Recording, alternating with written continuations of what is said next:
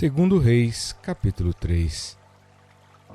E Jorão, filho de Acabe, começou a reinar sobre Israel em Samaria, no 18º ano de Josafá, rei de Judá, e reinou 12 anos.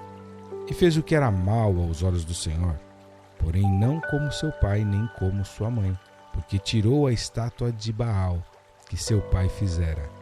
Contudo, aderiu aos pecados de Jeroboão, filho de Nebate, com que fizera Israel pecar, não se apartou deles.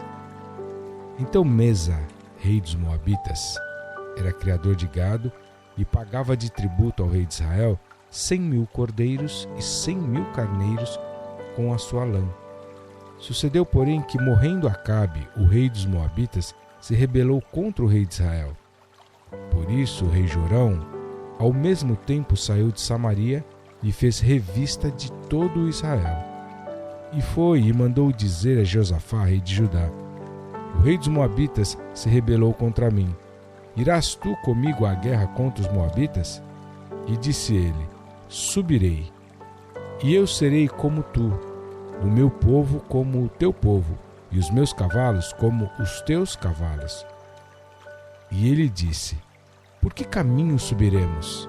Então disse ele: pelo caminho do deserto de Edom. E partiram o rei de Israel, o rei de Judá e o rei de Edom, e andaram rodeando com uma marcha de 7 dias, e não havia água para o exército, e nem para o gado que os seguia. Então disse o rei de Israel: o Senhor chamou a estes 3 reis para entregá-los nas mãos dos moabitas. E disse Josafá: não há aqui algum profeta do Senhor, para que consultemos ao Senhor por ele? Então respondeu um dos servos do rei de Israel, dizendo: aqui está Eliseu, filho de Safate, que derramava água sobre as mãos de Elias. E disse Josafá: está com ele a palavra do Senhor. Então o rei de Israel, Josafá, e o rei de Edom desceram a ter com ele. Mas Eliseu disse ao rei de Israel: que tenho eu contigo? Vai aos profetas de teu pai e aos profetas de tua mãe. Porém o rei de Israel lhe disse: não, porque o Senhor chamou a estes 3 reis para entregá-los nas mãos dos moabitas. E disse Eliseu: vive o Senhor dos exércitos, em cuja presença estou, que se eu não respeitasse a presença de Josafá, rei de Judá, não olharia para ti, nem te veria. Ora, pois, trazei-me um músico. E sucedeu que, tocando o músico, veio sobre ele a mão do Senhor. E disse: assim diz o Senhor, fazei neste vale muitas covas. Porque assim diz o Senhor: não vereis vento e não vereis chuva. Todavia este vale se encherá de tanta água que bebereis vós, o vosso gado e os vossos animais. E ainda isto é pouco aos olhos do Senhor. Também entregará ele os moabitas nas vossas mãos. E ferireis a todas as cidades fortes e a todas as cidades escolhidas, e todas as boas árvores cortareis, e entupireis todas as fontes de água, e danificareis com pedras todos os bons campos.